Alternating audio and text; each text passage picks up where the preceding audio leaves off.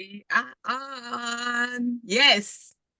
Another Saturday, another day on Talk to Me Africa, another interesting topic. And my usual guest, Dr. Mercy Ngesang, my big friend, is always available. Thank you for being here. You look beautiful. And my first time guest, Pia. Pia, thank you so much for accepting to come to Talk to Me Africa. How are you today? I was so excited to be here and share a little bit about my story with your audience and just have a great conversation with two intelligent and fabulous women. So thank you for having me. Thank you. And Oh. as for Mercy, I can't thank you enough. Whenever I say, hey, we have this date set for monthly mental health nugget, she goes, on my calendar, I'm ready. So thank you. Having It's a like I friend always sister leave like space you. for that. Yeah, I'm Yes, like, okay, I'll put that in before I plug everything else around. Thank you for having me. makes It's me a feel so pleasure sweet. always being here. Yes. So I know that when I started this monthly mental health nugget, I trusted that you always be available. So thank you for making this happen. So today we want to talk about postpartum. Three of us here have had children. And I believe that all of us here did go through postpartum. And being in the United States, I tell you, I've learned a lot about this because I grew up in Cameroon, in Africa, so did Mercy. And I think we did not know what this was about, right? You just knew that you had a baby, you had help, they massaged your feet, they gave you food, they fed you fat, and took care of the baby as a community from the very little baby, stage. But coming to America, you're like, wait, what is that? I have been affected by postpartum when I had my son. I tell you, it is nothing to joke about. Now, postpartum refers to the period following the birth of a child, specifically the first 6 weeks to several months after childbirth. This time is often referred to as the postpartum period, during which the mother's body begins to recover and adjust after pregnancy and childbirth. It is a significant phase for both physical and emotional healing of the mother. Let me give you my story before I get to Pia. When I had my son, I was by myself, right? His father was in Africa. I had nobody here. My mother wasn't here. And so when I had the baby, I called my friend who is his godmother today. And she came, took me home in my little apartment and said, see you later.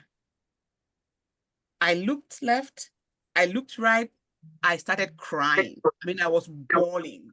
I'm like, what am I supposed to do with this? I'm getting chills. From my experience, when people had babies in Cameroon, you come home, you're not touching that baby except when you're nursing the baby. People are around you. I had never felt lonely in my life. I cried so much on that day that even though I had a C-section delivery, I began going out after 2 weeks because I was getting depressed. I take this baby, I go visit somebody. When nobody came to see me, I had to go see somebody. I take the baby, I go to church just to see people, just to be amongst people. So postpartum can really lead to depression. We need time to heal ourselves, and we cannot heal ourselves unless we have other people around us to help us heal. I'm so glad that I have Dr. Mercy. He's going to talk about this a lot more, on the medical and scientific side of it. But let me hear from you, Pia. What did you experience when you went home after giving birth to your first child? So I guess I'll provide a little bit of context. Um, I came home with my first child, but that was not my first labor. So I actually had a child born about 25 weeks into my pregnancy, I'd say a couple of years before my daughter was ultimately born. And I did have a bit of a postpartum journey. I mean, it's very interesting when you go through the labor, give birth to a child that does not survive, because that is, you're still recovering. You still technically have to go through postpartum recovery period, but there's no baby, right? So I had to deal with the grief, the loss, all the things. It was a tragic loss that we had. It was a medical condition that I was not able, I had preventative prenatal surgery to try to save the baby. Ultimately didn't work. We lost the baby, and I'd say I went to the gender reveal with the doctor. They were like, you have a condition, you need to go in for emergency surgery. We will try to save the baby. The chances aren't high, and I was like, I want to do it. They're like, we could I went through and talked to all of the medical specialists. We were at a hospital in Worcester. I was aware of all the risks of having a premature baby at that gestational age. Ultimately, surgery did not work. I did opt to not, I still want to give the baby a chance. So I chose to let the baby, if it was to be born, happen naturally. I didn't want to abort the baby. That was my choice. So, we decided to see if the baby would survive. It did not. I ended up, falling shortly into labor, probably 4 weeks after being in bed rest, and then ultimately delivering the baby. So when I had that journey obviously is a very different postpartum journey. And I want to give it the faith and call it what it is. It was a postpartum journey, right? Because I did have a baby. It's just my son did not make it. And then my second child, which was my first live birth, that was a very interesting situation. Obviously, because of my history, I did have another prenatal preventative surgery. Additionally, I found I was pregnant March of 2020. So we were literally like, you're pregnant. Guess what? It's COVID. You're going to now go into this whole situation. I had to get my surgery approved in Boston because I changed hospitals to go to a maternal fetal specialist in Boston. And I had to get that approved all the way up. And so going through that, having the PTSD, having all the fear in that pregnancy, not being able to see anyone, being afraid to even talk about it, and then giving birth and feeling this weight off, and then having this being, and then again, we were still in shutdown. There was no vaccine. I gave birth to my daughter in late September of 2020. I actually did have complications with postpartum. I didn't have postpartum depression. I had postpartum anxiety and postpartum OCD.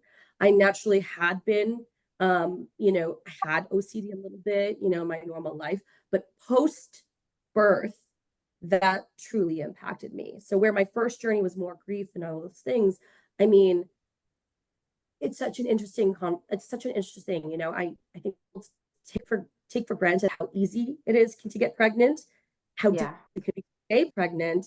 And then when you're like me, where you've had this loss, to feel so lucky to even have been able to have a child, you almost feel like you're guilty to even feel like you should have any other feeling other than gratitude, right? I had a healthy baby girl after my, situation. It was difficult for us to conceive. My husband was my support system,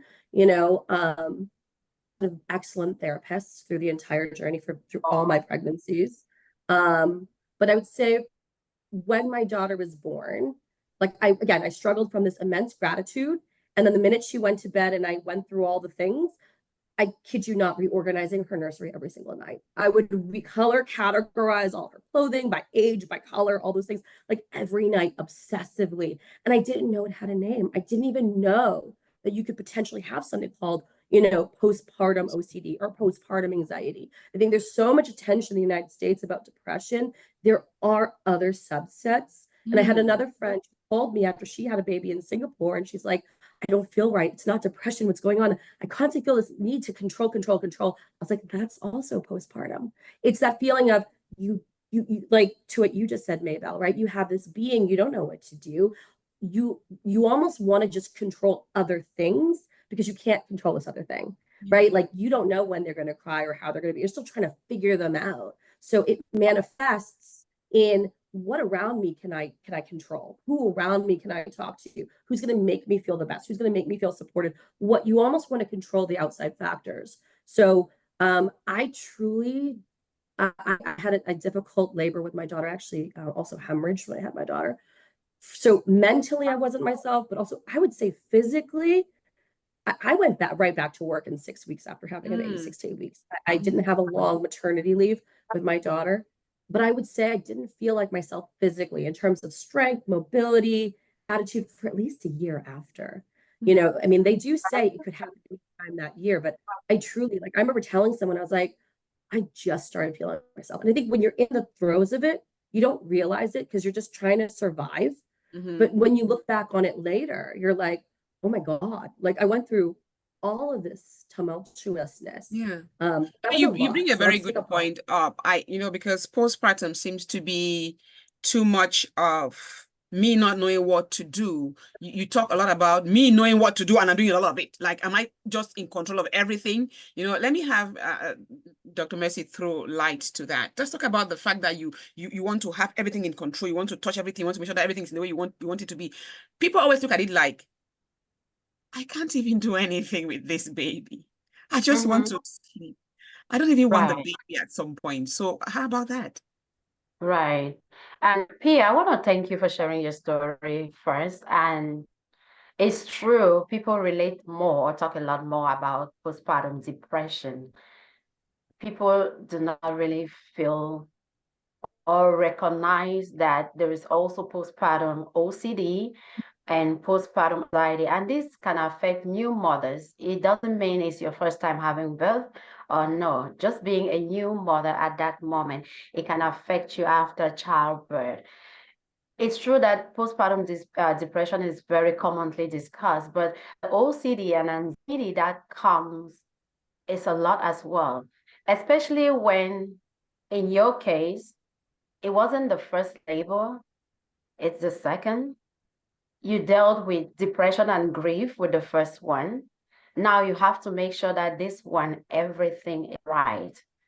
It is characterized by a lot of intrusive and distressing thoughts, which are the obsessions of mind. Then the doing parts are those compulsions that you feel like you need to do this, you need to do that. And the OCD just become extreme to a point where some mothers don't even trust their fathers of these children to even take care of them because they feel that I birthed this child, I carry this child, I know what to do. It leads to a lot of sleepless nights, a lot of anxiety. Is this child going to be okay? Especially when you experience loss before. Is this child going to be okay? Am I doing the right thing? Am I a good mother? Is the father doing what they are supposed to be doing? To the point where not only you lost trust in others, but even in yourself. It's already too stressful.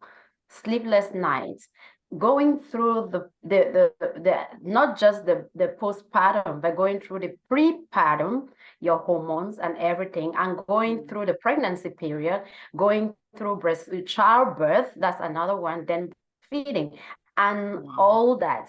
Just imagine your hormones just flying all over the place and crying for help. So you're not only yourself that time, you're recovering, but you have to take care of this precious angel, this precious addition. Then you're judging yourself again. Am I doing the right thing? You're anxious, you're going through OCD. Am I doing the right thing? That can throw you off. And I'm glad that you're talking about it because most of the time, only depression is being talked about. I'm so happy you brought this up. Thank you for sharing. Yeah, I'm so happy. that's wonderful. I never even thought about the fact that, you could just become, postpartum OCD. It's always about the depression part of it. So let's talk about, your journey through the physical healing. After how long did you begin to feel like I am myself again? Because it sounds like you got pregnant back to back when you lost the first one, and then you got pregnant right again. You're thinking like, okay, I have this baby. Instead of me being appreciative because people struggle to get pregnant, I'm having this feeling of anxiety. And so how long did it take for you to appreciate you, start being you again and forget about all that, obsession? So like I said, so when I had my daughter, it was a long birth. I ultimately ended hemorrhaging. I didn't, on top of it, I had to, so I had gestational diabetes. I had, like I said, a history, right, of difficulty, like maintaining a pregnancy. And then ultimately, tertiary, I ended up hemorrhaging during birth. And I remember like finally giving birth, feeling so triumphant, and then realizing something's wrong. Like something is wrong. I'm bleeding. I remember being like, I am going to drop my baby. I remember that was like a thought I had. And I remember saying to my husband, I was like, I'm going to need you to hold this baby. And he's like, why? And I kid you not, I handed the baby over to him. I ended up passing out. And I remember they were packing me. I just remember I was being packed. Like they were like, oh my God, she's losing so much blood. I was this close to having like an infusion. Like I actually did need an infusion. And I remember normal mother, I can't say what normals are because, right, everyone's normal is a different normal, right? And I'm not one of those mothers like that goes in and tells everyone. Like that's the thing. When I was pregnant, people like to almost tell you horror stories like, oh my God, it was this awful, and this happened, and oh my God, they're gonna slice you and you need to. I don't operate that way. I tell people this is my experience. This happened to me. It may happen for you. You might have a walk in the park. Life is long. You have 18 years with this child. If it's not labor, it's something else. Like, don't worry about it. Like, your experience will be your experience. I don't believe in making it this hazing culture that you have to earn motherhood. Like, I just don't believe in that. In my case, it is what it is. I did hemorrhage. I was lucky. That's why I gave birth in a hospital. That's why we have excellent medical people. Beth Israel was fantastic. We had a great resident team. Like, I never for once doubted I was getting the best care I could have gotten in that capacity, right? But to your point, I lost a lot of blood. I ended up being in the hospital almost 5, 6 days. Like, between like the fact that I just was that weak, I had diabetes. There's just a lot going on. Um, and to your point, they're like, do you want to go? And I'm like, I don't know if I'm ready. Like, I'm still weak. Yeah. So I remember coming home and calling my mother, and she was like, you are pale. Like, you do not look like yourself. Like, I could really just hold my daughter. My husband is a professional. He also has a side business with his father in Rhode Island. He maintained his business in my postpartum period. So I was very quickly left alone with a child while I was still trying to, whatever. I did try to breastfeed. I was incapable of breastfeeding because I was so weak. And I remember like putting so much pressure on myself. I remember going to the first pediatric visit, which is what, like a day or two after your child. The doctor, you need to heal. Like, I know you want to breastfeed, but fed is best. If you are incapable of doing it, do not force yourself. How you heal right now is really going to designate your strength after this. She was really like, she really warned me, like, a lot of people, they don't give them enough time to like take the minute, take the rest. And obviously this is COVID, right? It didn't really have other people. There were no mother groups. A lot of my friends were out of state. I'm sure like people would have come and tried to visit me if I'd wanted them to from a family capacity.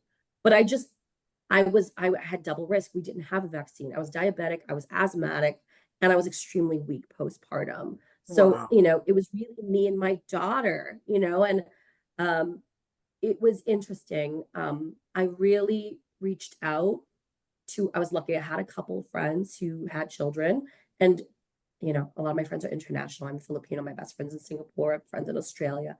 I was able to call people at any hour of the day. My daughter is so comfortable with Zoom and FaceTime calls. You have no idea. Because since she was little, that's what we did. We would That's what you've been engage. doing. You literally, I mean, she literally just was so used to having people on the phone. My mom's in Florida, so I feel like from a mental capacity, I was working, like I said, I had those complications, but I was lucky to have a great therapist. I pre-scheduled a lot of therapy sessions in advance, knowing I needed the additional support. I knew that I wasn't going to have a lot of mother groups. I took a lot of time being outside. I would take my daughter for walks. At first, it was little steps, just going down the end of our driveway. Then it was down the road, and then it was down to the park. I think people discount the importance of nature, being outside, having sunlight, even in that world where you couldn't really engage with people, being able to sit outside in the sun with her, that did wonders.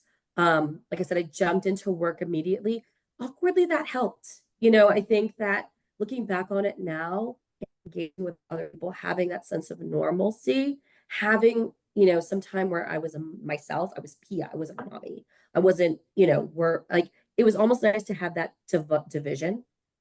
Let me take a step back. If people are stay-at-home moms, I think that's fine too. I think ultimately you don't know how you're going to want to work or your ability to do work until after you have that baby. If you are monetarily secure enough to be a stay-at-home mom and that's what you want, then that's fantastic. That's Some fantastic. people go in and they're like, I can only do part-time. I want to be with the kids most of the time, but I need a day or two to do something else to do part-time. Other women, like I had a few friends who were like, nope, not for me, daycare. I want to be a professional. Like I need that. I can't do this all the time. Yeah. I feel like it was, so I'd say feeling like, and I apologize for being so long-winded. So ultimately feeling myself was little things. It was almost like a plate, slowly add things on top to help feel like myself. whether it was through my friends, through my husband, through my work. Physically, though, I did not feel like myself from a strength, from 100% perspective until a year after my daughter. It So takes a long time. It takes a it long does. time, you know. And I want to touch on the mental and emotional health, but I want to start with Dr. Mercy on that because to me it sounds like when we have these babies, right? And we have all these things going on in our emotion, in our brains, but we don't act upon that. We act upon it physically by going outside for a walk, going to talk to people, calling people. Is that the beginning of the mental wellness in postpartum, Dr. Mercy? This is the beginning, and it is very important because new mothers, whether you already have other children or not, it's very important that you have that support. You need a strong support system. You need to know that you're not going through this journey alone, whether you have a spouse or not. Just being new again, a new mother again, somebody who has birthed something again. Mm. You need that support system. It includes family, friends, healthcare providers, your neighbors, just people around. Pia, you were very lucky you have therapy that you like, that they could talk to you, schedule sessions ahead of time, and that you could call them even when you were not feeling good. You had friends all over with different time zones that if you needed that support at midnight, it was not midnight for somebody and you could still talk to that person.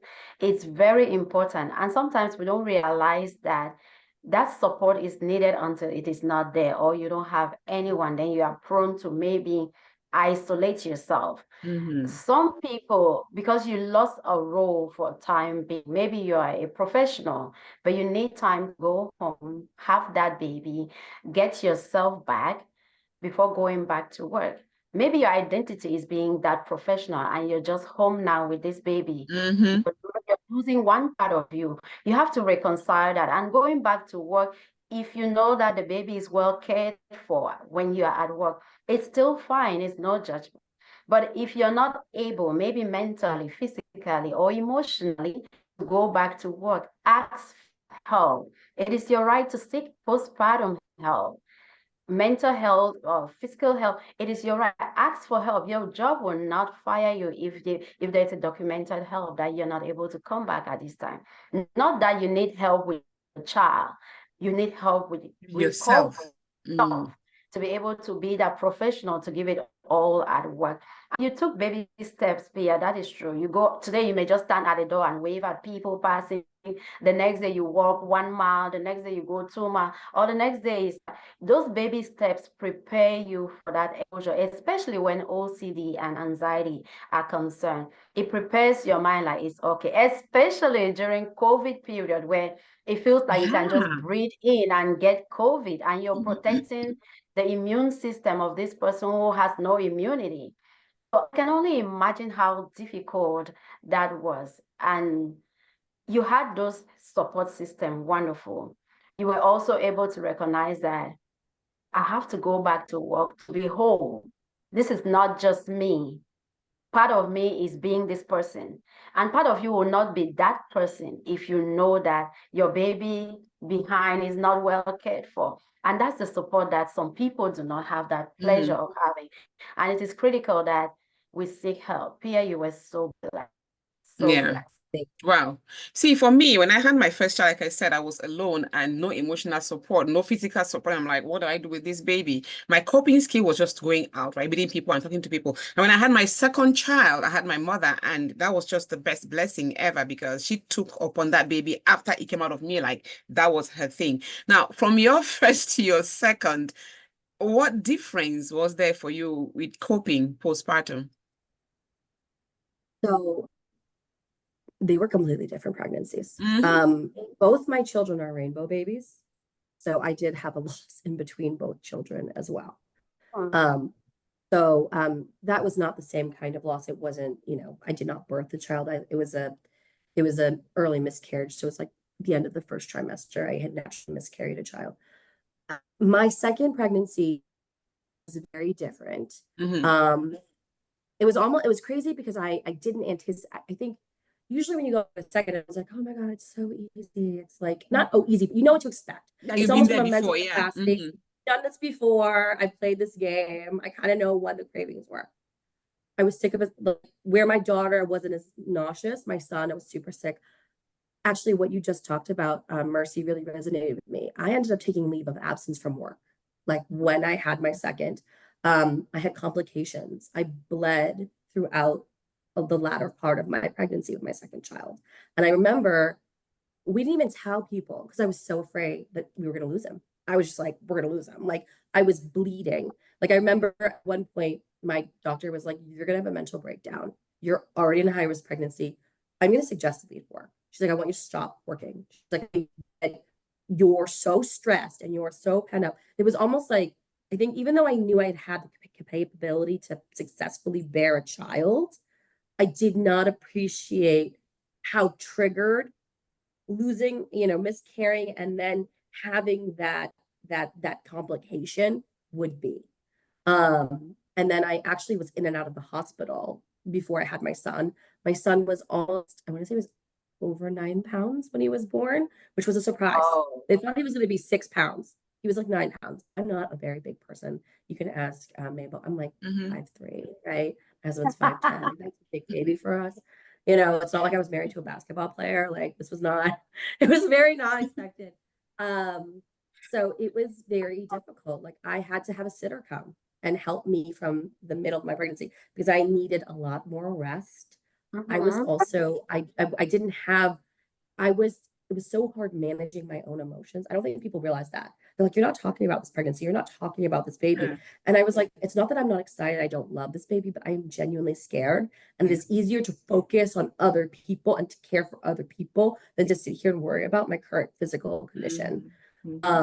So I remember my friend talking to her one day and I finally told people I was pregnant. I think I told people I was pregnant like after I hit the 35-week mark. I wish I was joking, but I literally was so afraid I couldn't. Like we told my in-laws and they're like, what? Like you think I was Kylie Jenner. I just didn't say anything. I mean, there were no pictures of me on Facebook.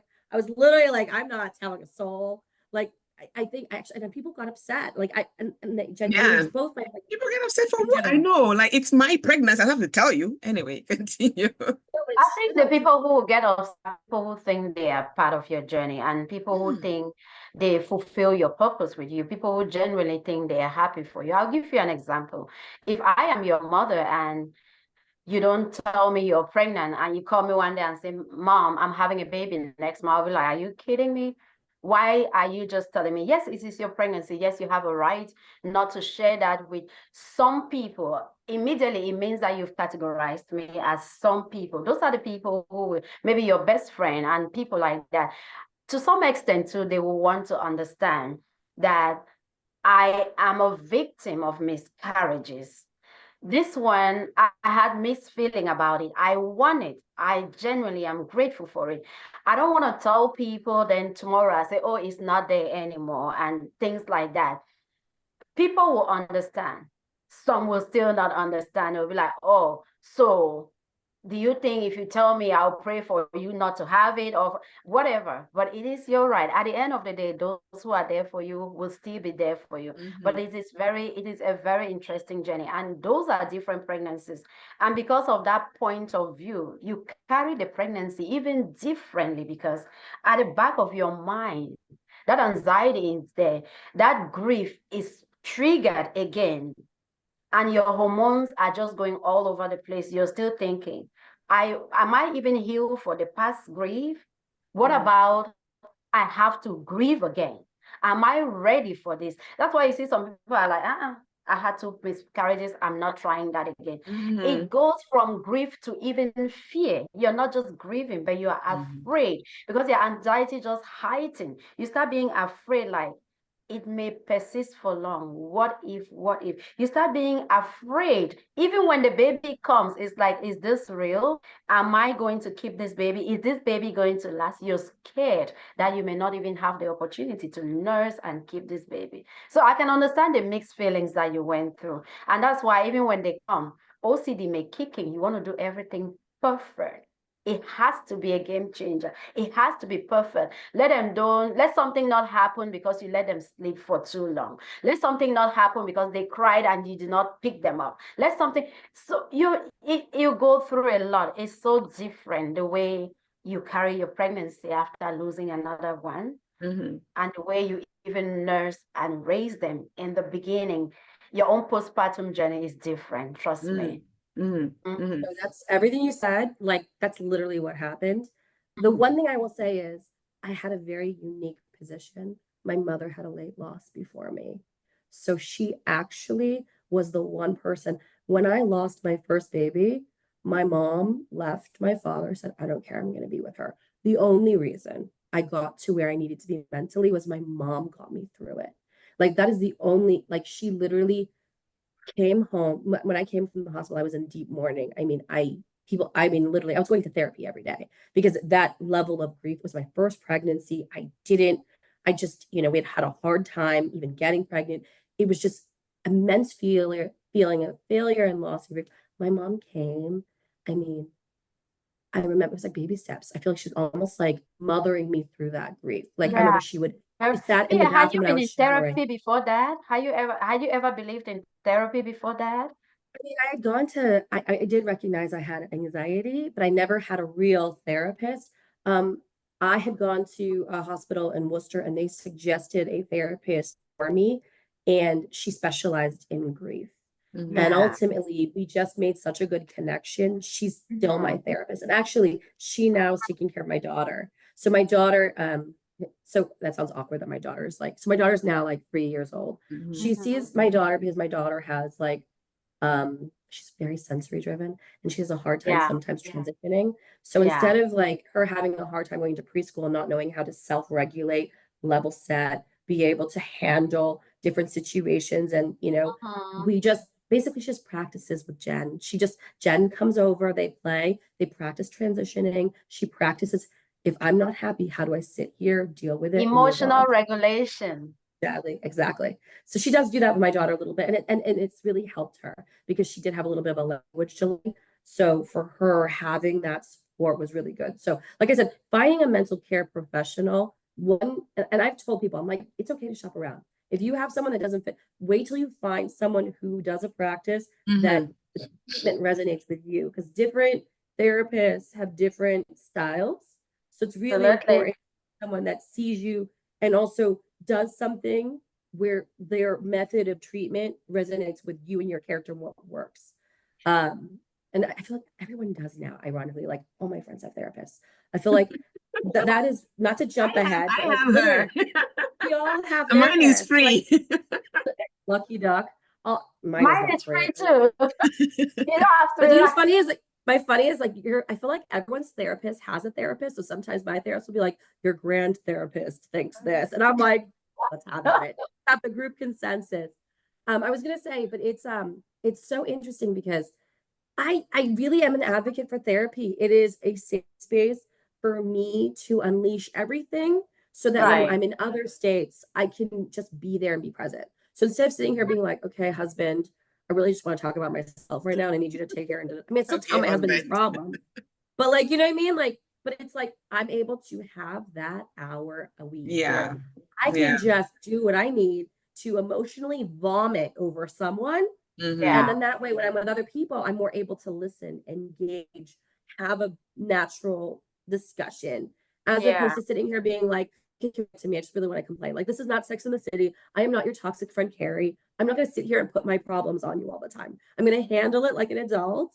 And then let's just share experiences when we have our coffee dates, right? Yeah. But anyways, I digress. But yeah, you're right. Everything this is good. Yeah, just to hear. But let me pick on one thing that you mentioned, father living mother, during that time. That is hard. Oh, it is. I don't even want to delve into that because there's this Nigerian girl on I forgot her name on Facebook who is very popular, and her husband left her 5 days after they had their baby. And people had all kinds of things to say about her. Oh, he left you because you're almost, no clothes, naked on the internet. Oh, he left you because I don't care what you did. Leaving a woman at that time, 5 days after giving birth, is tantamount to you ending her life. Because we are all talking here about postpartum depression, it's hard for me to take care of myself emotionally and sometimes physically. I tell you, you can tell me as a woman wouldn't even take a shower 2 days after having a baby because they don't even know what to do, where to start, right? And then you just leave that person. Come on, where's the love? If you plan to leave, maybe plan to leave a month later, maybe not a month, maybe I don't even know what to say. Give that support, give that physical, emotional support. For the child's sake. Yeah. Women who still have that spouse next to them, they still have all these struggles talking about. What about those who are abandoned? So we have to women, because women are strong. Very strong, very strong, very strong. And we are strong to the point that we need to be strong enough to recognize when we need help. I remember with my last child, my husband wanted to take paternity leave because he took for the other one. And I'm like, oh no, I got this. And it was a C-section, but not emergency like the other one. So we had planned, I had food, everything was planned. It was easier than the other one. So the first one was in Africa. Maybe you were there. I couldn't even say I had a child. The village, my mom, my sisters, my family, that was their baby. So did I go postpartum? As a teenager, maybe I went through another kind of postpartum. The second one in America, totally different. That's when I knew I am a mother. That's reality. Now, my husband had paternity leave, and yes, the support is never enough. Never enough. Even when they go back, you still have to raise a child. But with the third one, like I said, I felt like, oh, I'm game to this, ready, know what to do, don't need help, go to work. After 2 weeks, I needed help. I'm like, can you see if they can give you that paternity leave now? Just want to sleep. Yeah. Just want to sleep. So it's very important that we don't only recognize that we need help, but we ask for help. And Pia, you made a very, very important point with therapy or with mental health. It's not like I'm going to draw your blood and say, oh, your iron is low. You can see it physically. Your iron is low or you are infected. Oh, and this is the criteria that meets this treatment. With mental health, you're connecting with your emotions, with your mind. And I may have all the degrees, but not that connection with you. I may connect with Mabel, but not with you. So once that connection is not there, please find someone that you can connect with. That way you can unlock all of that. It doesn't mean the person is bad. It doesn't mean they are deficient of something. It just means that rapport, that chemistry between you and that person is not there. You can get it somewhere else. And even when we don't connect, we realize it. That's why we refer you to someone else. Because I cannot treat you for 1 month, 2 months, and I don't see some progress. Sometimes something may be lacking. And if we are true to ourselves, we'll be like, let me have you with another person that something may happen. You may start feeling better. So I'm glad you said that. Yeah. And we've talked a lot about, taking care of ourselves. Now let's go to taking care of the babies, right? When you have this baby, you take them home, you're wondering about what do I do with them? You put them aside for a minute and then you take care of yourself. Now about the children, how do we find that routine to say, okay, I know you're here to stay, to take care of you and take care of myself. So let me ask you, Pia, how did you find that routine, especially after your second child, to include both children in your day-to-day routine, and especially when you go back to work? How did that and how does that work for you? I feel like it's night and day. Having one versus two, it's like, oh my God, I was not prepared. Like I like the first one, looking back on it, I'm probably like, why was I complaining? That was a dream. Like, especially when they're that first year, you can't really complain. They're not moving that much. They're not like, they're where you put them. Like, right, you put them down, you can go do whatever, or I can put you in a little jumpy, put on Coco Melon. Like you can balance, like it's a 1-to-1 ratio. 2-to-1 when you're outnumbered, it's very interesting because right, you're literally like, I think you just have to be like, there's the nice to have, the need to haves, right? Like I'm like, it is nice if you're perfectly dressed and you look perfectly coiffed and all that things. It'd be nice if I need to get you out the door by this time. I need to be ready by this point. it's going to be what it's going to be. I feel like Mhm. some days you have to just give yourself some grace. Some Yeah. days will be easier. Some days she's perfect. Mhm. Some days it's like, okay, you go potty. I'm going to start giving him a bottle. Okay, you're done with the bottle. Let me put him down. Let me get you dressed. Okay, get him back. And you can kind of like bounce between the two, right? My husband works very late hours. He works till like midnight every night. So usually I get the kids ready in the morning, right? It's pretty much a solo act. And if it's not a solo act, it's pretty good doing the bottle, right? But then there's other days where it's, honey, please, just please go to the potty. Please let me brush your teeth. Please let's, you're begging. And the other one is like, I'm just gonna keep rolling because now I know how to roll. And I dare you to put a diaper, mommy. I dare you, right? Like, Oh yeah. I think it's literally like you have to give yourself some grace. Things are gonna Yeah. get done. It's not gonna be perfect. Some days will be easier, some days are harder. Some days I'm walking in 10 minutes late. Some days I'm working at, I'm there on time. I think at the end of the day, you just have to know, like, it's not forever. These milestones are not going to be this little forever. So sometimes I'll sit there and I'll be so upset, and I'm like, Pia, give her the extra hug. Like, Yeah. she's not going to be 3 forever. She's not. So I have a 3-year-old and a 1-year-old. Yeah, my daughter's turning 4 next month. My son just turned 1. So they're very much like in very different stages.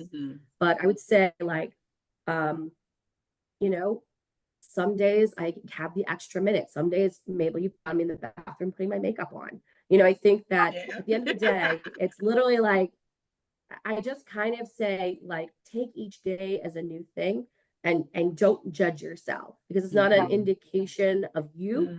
It's an indicate there's just some things outside your control. It's funny because I think with the first one, the girl was very put together. I mean, she always had the perfect outfits, the perfect. Yeah. Now it's very much like, some weeks I prep ahead and that's great.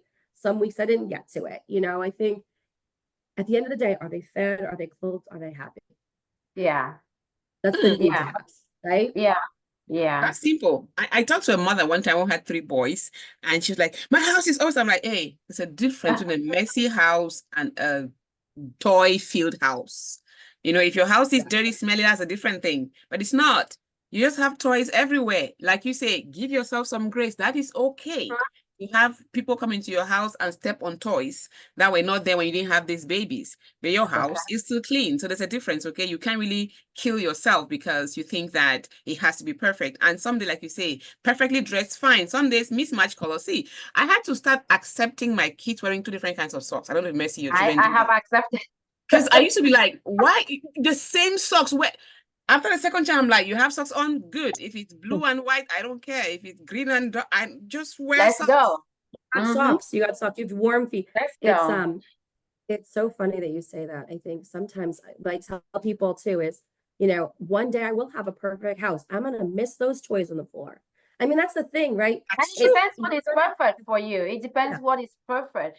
When we have these new people coming into our spaces, sometimes some people really struggle with that. They have even pre-pregnancy counseling. This child is gonna come and disrupt this. They have all that. And you will see some couples navigate their life fine and never have any issue until they start having children. Some judgments come, some self-criticism. It's not only a spouse criticizing you, like you don't know how to be a mother, you don't know how to. So that's why I see some women, they become a mother and everything just go away. Yeah. Yeah, you don't even recognize them. It is not easy. It is not easy. This is a new life you're raising. And are they important? Are they more important than you? Are they more important than your job? Do I still maintain my life with this big addition? Because they disrupt a lot of things. And if you're not ready, you would take that blessing as a curse. Or it may not be a curse to them, but you will curse yourself in another way for having them instead of embracing them. And woe betide that spouse who thinks that caring for the children is a woman's job or it's a mother's job, and they want to come home, still expect a perfectly clean house, still expect that strong woman in bed, still expect, despite everything you've gone during the day, they don't see that other part of it. Just think that you are still. That's why sometimes you say, I'll be like, when my kids were little, my husband, I know what time he's leaving home. I'm like, hold on, let me shower before you leave, because I'm raising. They are 2 years apart.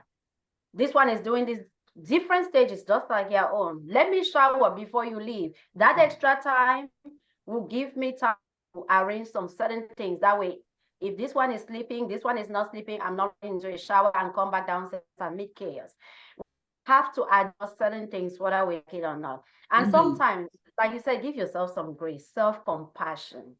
You are a superwoman just by even letting your sink full and wash it when they are sleeping. And who knows, your spouse can come and wash it. Who knows, a friend can visit and be like, just chill with them, play with them while I help you. We go through all that. Give yourself some grace. Don't over criticize yourself. People are already criticizing you. They're already judging you. Don't take it again to criticize yourself and feel like, oh, I'm less of a person because there are toys on the floor, because my sink is full, or because the trash needs to be out. No, it will be out. Give yourself some grace. And at one point, just think about what is urgent, what is important. I like that. Let me take care of those. What is urgent right now? What is important right now? Okay, what can I delegate? And how do I fix some structure in the house? Because raising them, if we don't have structure, we are losing everything. I really like that. Yeah. You talked about, making time for things. Like, I know hubby leaves at 8. Okay, before he let me shower before I can have more time for the kids. That is time to give back to those little invaders, if I may use that word, into our lives. So what about us looking for the time to take care of our own selves? Hubby gets back at 8. Let me take a nap for me while he is here, because I feel like as mothers, we always look for time to do something quickly so that we can have that extra time for the kids. It's not an extra time for us. So how important is it for us to find time to take care of ourselves? And how and when do we do that? Pia, how do you do that? You say, I've met you in the bathroom. Yes, make you do your makeup. But besides that, because you don't have time for that, what do you do now? How do you find time to take care of me, Pia? So I think it's a lovely question. I think it's also a bit of perspective, right? Like, I've had to let go of the expectation that I can do everything, right? Like, so I think it's interesting because my mother-in-law, it's like one of the few things that I really remember her telling me when I first, when I was a very new bride. She's like, you can be everything, just not at the same time. So I think that part of it is, it's true. And I think one of the things that I've really embraced is vacation. I buy myself time. So, right, if I need to get a babysitter so I can go and get my nails done that week, I'm sorry, my husband's not home. I need a minute to do grocery shopping and I'll get my nails done.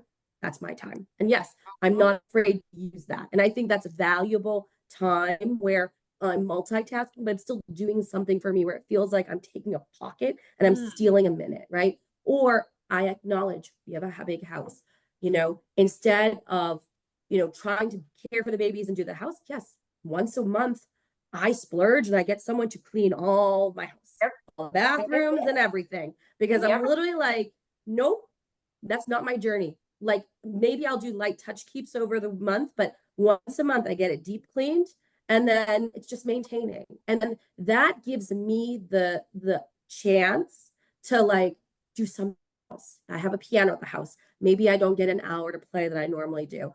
I'll play a song or two, and that gives me time to focus and almost like read something. I feel like it's taking these moments where you feel like you're stealing time, where you do something both kids are napping. Okay, great. I'm going to sit on this couch and watch a YouTube video. I love cooking shows. I'll watch a YouTube video for 10 minutes with an influencer I like, and I learn to cook, right? Like, I'm learning languages. I'll do my Duolingo for French for like 5 minutes. I think it's stealing pockets for yourself. Don't sit here and be like, okay, when XYZ is perfect, I'll give myself an hour. Forget it. It's not going to be perfect. Just take whatever, if it's 2 minutes, 5 minutes, whatever you need to re-baseline. And also I'd say it's recognizing when you're overstimulated. As much as my 1-year-old and 4-year-old get overstimulated, I get overstimulated. There are times when I've been touched too much. I know that if I've been touched too much, I can't mother you the way I need to. That's what I'm like. Guess what? Disney Plus. Leave me alone for a minute. I'm gonna take a minute. But Pia, this is a revelation. I have never heard. I love that, Pia. I love that It's because, true. like you said, the expectations, sometimes we set expectations that are not real, and sometimes we let our spouses set expectations that are not real. They forget that it is also their duty to sacrifice for Yeah. this. They forget that maybe their show that or their games that they normally go with their friends, let me not go for 2 hours anymore. Let me go for 30 minutes, come home so my wife too can rest. They forget that we birthed this together. It is not a single role. And by the time I go home and blame her for looking haggard, it is not me calling her lazy. It is her sacrificing and me out there still living the same life that I was living before children came. So we have to make sure that we are setting that expectations and asking for help, because we can be everything but not at the same time. Some communities, they have these friend groups, these mother groups. They make time on weekends. They have two mothers. You see like 7 people come and leave all their children with those two mothers. Then they go out for their time. They do nails, and they take routines like that so that every person have time for self-care. And sometimes you don't even have to go out for self-care. I remember when I would come downstairs and be like, hey, take the baby. He ate, he's dry. Like, why are you giving me the baby? No, you're watching TV, you can watch me. Let me have time for myself. That undisturbed time for me. Let me just feel like I am Mercy, not just a mother round the clock, because it can be very overwhelming. And when it's very overwhelming, you become so emotionally stimulated that you're not even able to regulate those stimulations. And not only that, when you're not able to regulate the emotions and you don't ask for help, what do you think one day what will happen? After suppressing them, it just blow off. Then they say, oh, you have a mental breakdown. We start diagnosing, oh, it's postpartum stress, it's postpartum depression. Oh, they need help. You've been needing help. Why is it just now that you realize that you need help? And ask for help. Ask even for the neighbor, hey, you have a child. Can they play out? Can we just watch them play out a little bit while we just take some air? That is a little outlet for you. Ask for help. Ask for help. There's something I wanted to kind of bring up that I think you brought a good point that kind of triggered a thought I had. So I think that one thing that we as society do is I think people see a model of what a family should be from roles and things like that. That should be how it is. I would say I have a non-traditional family unit. So yes, I'll be honest with you, I'm the primary caregiver of both my children. My husband and I had kids late, obviously not through choice of our own. Some of it was happenstance, right? With my story, as we just talked about. I think what's very interesting about our relationship is I love my husband very much. I know he loves me very much. But we got married later in life. We both knew ourselves. And he, from the very get, told me, he's like, I'm not great with crying. I'm not great this. He's like, I will help you. I will support you, but I need you to take this lead. And I'll be honest with you, he's a hands down, like a workaholic. He has a full-time job. He's a senior director at a company, an international defense firm, and he has a side business that he runs.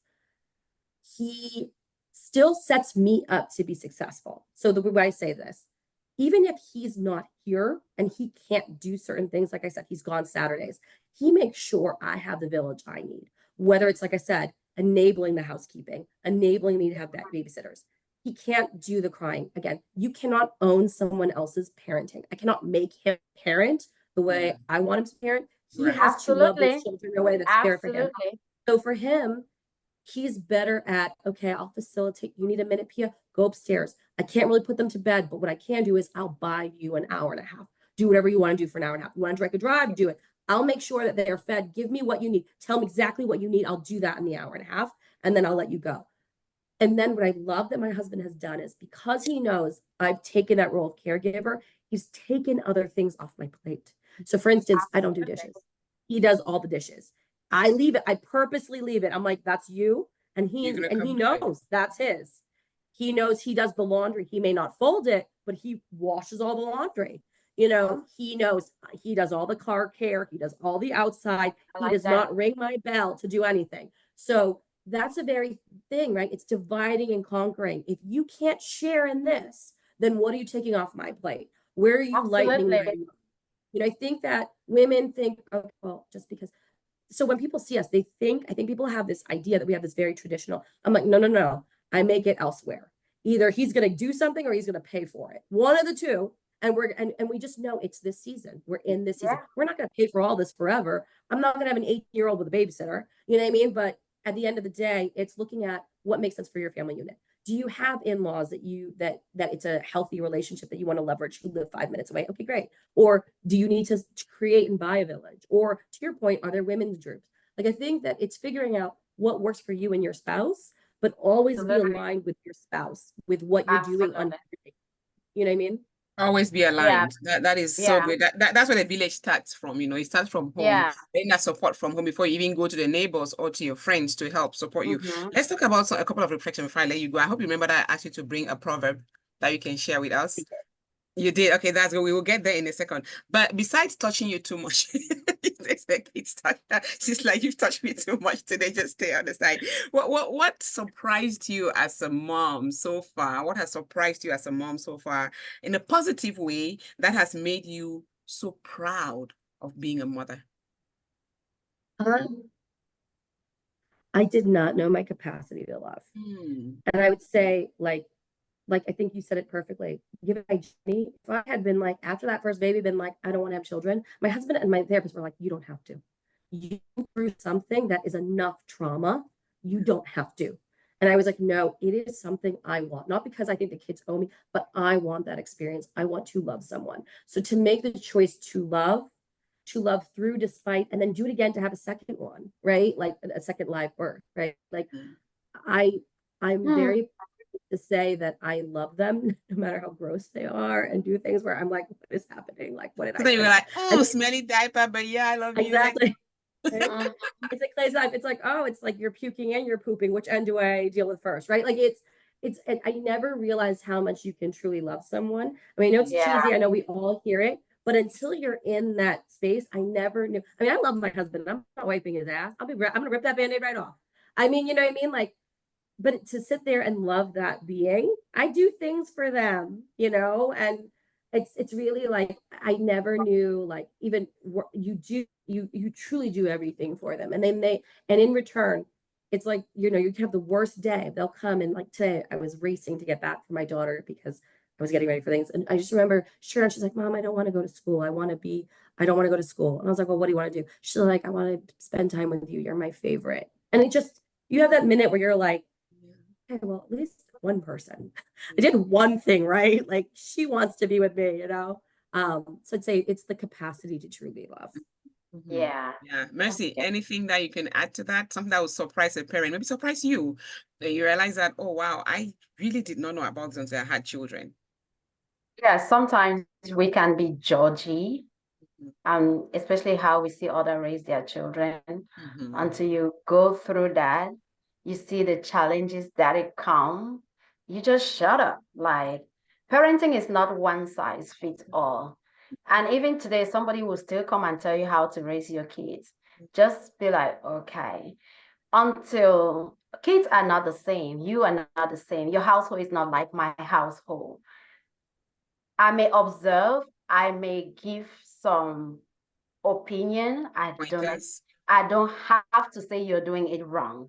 It is not one size fits all. So until I walk through that, then I'm like, oh wow, this person that I thought was a bad parent is not a bad parent. So that was my biggest surprise. Like, oh, there may be moments where you can compromise, you can do this. There may be moments, and sometimes it's not only even about you and the baby, it's you and your spouse. It's like, oh, this man is not a bad man. Like you said, people parent their own way, and we think we know it all, because sometimes we feel guilty just to take time for ourselves, which is bad. Sometimes I'll have my husband like, hey, go take care of the kids. They were still little. Go out with them. Let me have a moment to myself. They'll be out for 15, 30 minutes, and I'll be calling. Did he eat? Did you change? And he will stop answering. And sometimes he comes home. For after 2 hours, he comes home. I'm carrying the baby like the baby lost some weight already. 2 hours away.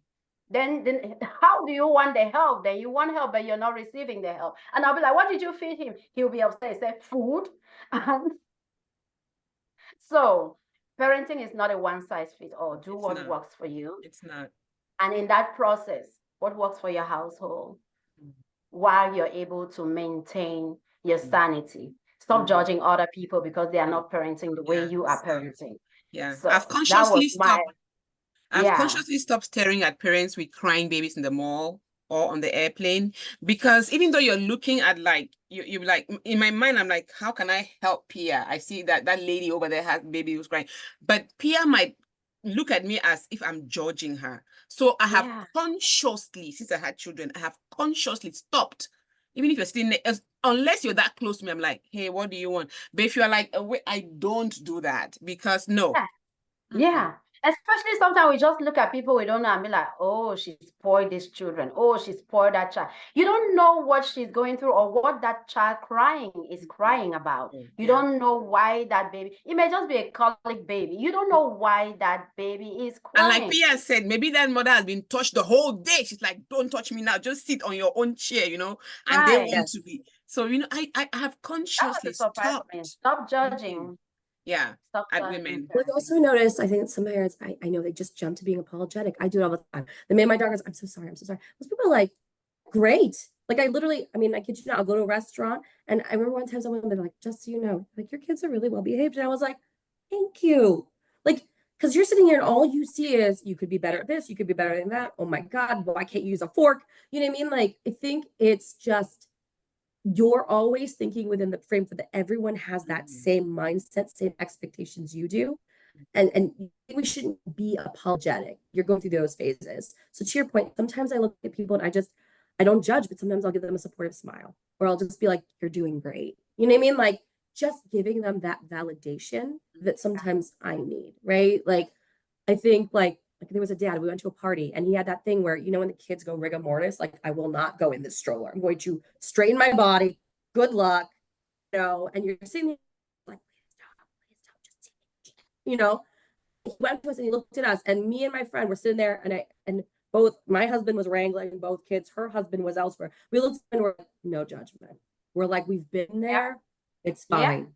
And he Don't- goes, and he's like, even if you did judge me, I'm kind of, and we're like, it's fine, don't worry about it. You're in the right place. Yeah. And it was like, and that's the thing. Sometimes it's almost like you want to know that even if that people see you and have been through it, and you're not alone, and you're not doing a bad job. You're just doing a job right now, and it's Yeah. going to be fine. Yeah. Kids are kids. I mean, I feel like to your point, there's so many different factors that go into it. Yeah. The last thing you need, yeah, Judgment. the last thing Mhm. you need is to feel like Yeah. people aren't giving you the grace that you need to be giving yourself, right? Yeah. And I think that every parent is doing their best for their children, unless we see them physically harming that child or Yeah. emotionally doing so. Every parent is doing their best. And to add to what Pia said, I think we should always offer that word of, oh, wow, your kids look great. Oh, they look like they're Yeah. well behaved, because maybe just that validation is going to raise somebody's emotion for the day. We don't know what I they've been mean, going through that before may be the only validation that that they got. have for that day. And like when Pia walked in, she said, oh, you ladies look great. We do that all the time, Mercy and I. You have to Yeah. appreciate your fellow, because you don't know what they're going through. Yeah, I met in the bathroom, I gave you a hug. I'm like, what's wrong? You go, oh, I'm not just okay. I gave you a hug and I left. Not You that did, and was it made it. my day. It Yes. really made my day. I You saw, walk I into think, I'm I like, forget what's happening. can I give you a hug? Yes, that was it, and I left. I don't have to think about for 1 second why she was the way she was, because we never know. We never know. So I we feel like made it's just, yeah. it's Yeah, I go think ahead. it's interesting. People might not remember what you did, but I do remember, like, I do remember what you did because it's like very recent. But I was gonna say, but like no matter what, it's like people are gonna remember how you made them feel. Did you make them feel How you unempowered? made them feel. You feel like, it's interesting whenever you go to like a job or whatever, whenever you first interview, people are always like, well, like, what do you want to be in 5 years? How do you want to feel? Do you want to feel like you're a good parent? Do you want to feel like you did your best? Do you want to feel like you gave everything 100%? If you can only give me 60% today, you gave me 100% because you only had the capacity for 60. I think people need to stop holding themselves to immeasurable boundaries of what an expectation is. At the end of the day, what is all you can give today? And if that's your definition within the realms of possibility for X factor, right? Yeah. So let's just call it what it is. You know what? Like I just had this conversation with someone. If me and Mabel are a team and she's like, yeah, I got 60 today. And I'm like, my 100% is 50. Then together we have percent. How do we make the difference up? It's not judging. It's not anger. It's okay. XYZ needs to be done. If you and I only have this much, what needs to get done and what can we get over the finish line versus, hey, Mabel's like, I got 40% today, Pia. And I'm like, I got you. I'll go the rest of the way. Yeah. You know, Brene Brown does a very like, she's a writer. She does a whole thing about this and talks about it. And I'm like, love that idea. I love that idea of saying, how can we help each other out? And if we can't get there, what is the community? What is the couple? What is the family doing to make sure we get what we need to done? Yeah. So, and I think I'll appeal to women to that, because that's how Pia and I, you know, got to talk, and we even got to organizing this show because we meet in the hallway at work. I like your shoes. yeah. I like your pens. That's how it started. So I think women, we should always try to look at a woman and pick something that we love about them and just point it out. Because we are here, three of us, looking different but beautiful in different ways. In different ways. So if I like A on you, I should point that out. And so it helps elevate you. It brings me closer to you, and we get to share a female communion. You know, instead of looking at them and bashing them. No. It's called Shine Theory, actually. There's these two women, I forget. One was there's a whole podcast called Call Your Girlfriend. One woman's an immigrant from Africa. The other woman is like this like Midwestern woman who moved to LA. They're best friends. The theory is, if I shine, you shine. I will help you shine because it makes you shine. And I think that's really something we there's more than enough to go around. Just because you're doing well doesn't mean it means I can't do well. It means you're doing something great. How can I embody that too? What can you teach me? I think that that's why when you see people that you feel like naturally or have a great vibe, you magnetize each other and then you shine together. So like as women, it's important to find, to your point, Mabel, those teams and those people who are going to make you the best person, because that's how, if you're the 5 people you surround yourself, let it be people who make you feel good and make you do better, you know? And we don't have to shine the same way. We can all shine in our different lanes. Still keep that, still connect and shine in our different lanes. Oh my God, you just gave me an idea. Maybe we should do a talk on that. You know, how can I women think so. I love it. A part 2. We need a part 2. We have to, because Mercy and I have a code, right? If I tell you something, it's a normal, you don't have to share, especially something personal. Don't say that, oh, remember Pia, maybe told me about herself. Like, what's even the, so I don't have to say, Pia, don't tell anybody, but I'm telling you this. I can just open up to you, but you have to have that code that it's for you and I. We women should also have that. When we talk about each other, let it stay at that. I've had cases where I've called, like, remember Mercy, I think it was with sorry, Pia, this is a friend thing, with Emily. I said, should I tell Mercy when she was dating this guy? She's like, no, not yet. I asked her. But when she was absolutely. I didn't have that code at that time, you know, but we do now. Like, should I tell her? She's like, no, not yet. So you know what? This has been such a beautiful conversation. Now, the last question I want to ask is, what are some of the things about your children that make you feel like these are the best gifts from God? You guys me first? Because I can go for miles. I'd say my daughter. So my daughter, it's hard. I hate saying this because a part of me is like, I also recognize I'm her mother. So I say this being like, I'm her mother first, but I love how empathetic and loving she is. And she's truly like my little best friend. Like, I love that, like, she's my daughter's very in touch with emotion. She loves Daniel Tiger. I mean, there are times when she'll be like, Mom, you're getting mad. If you're feeling mad, you want to roar, Mom, count to 4. I mean, my daughter does such a good job of knowing when I'm at my limit, coming down and being like, Mom, Mom, Mom, Mom, Mom, Mom, Mom. And she'll get my attention, and she'll be like, you need to calm down.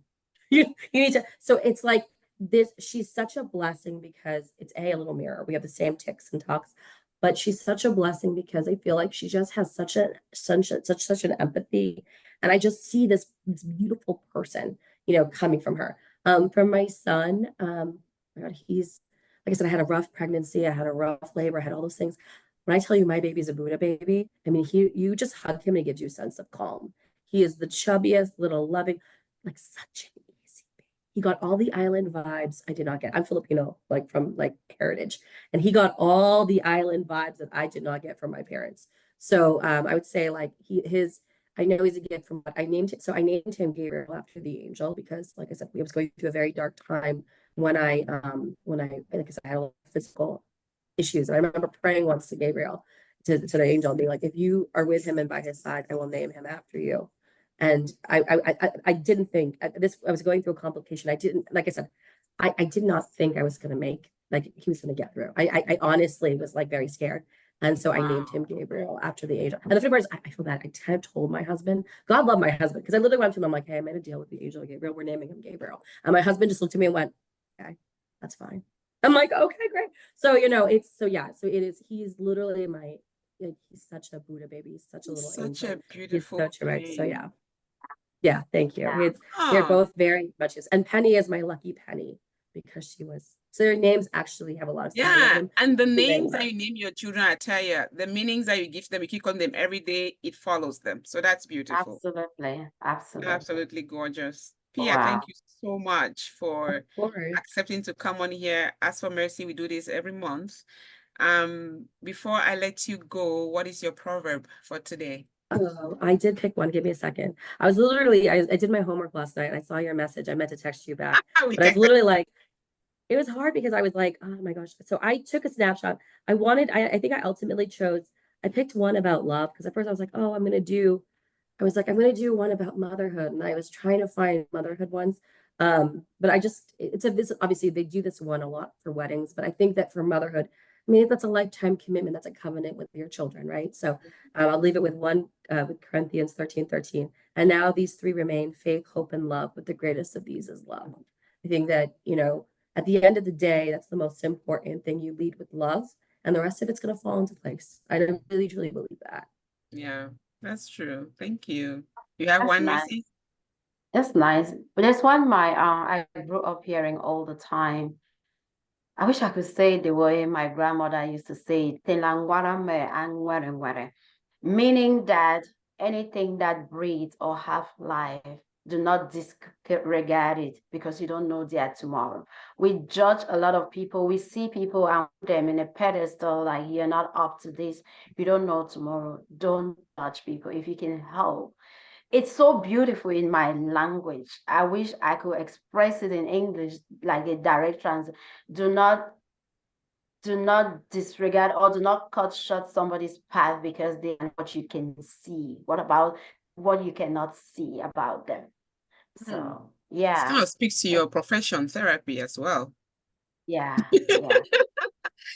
All right. Well, thank you again so much for coming on to talk to me, Africa, today. I hope that you can be a returning guest sometime again, Pia. I will see you on Monday at work. Tuesday, Labor Day, Oh, it's a Tuesday. holiday. I'm not going to work on Monday. All right. Well, Yeah, have a Monday. wonderful weekend, and I'll talk to you later. Bye. Bye.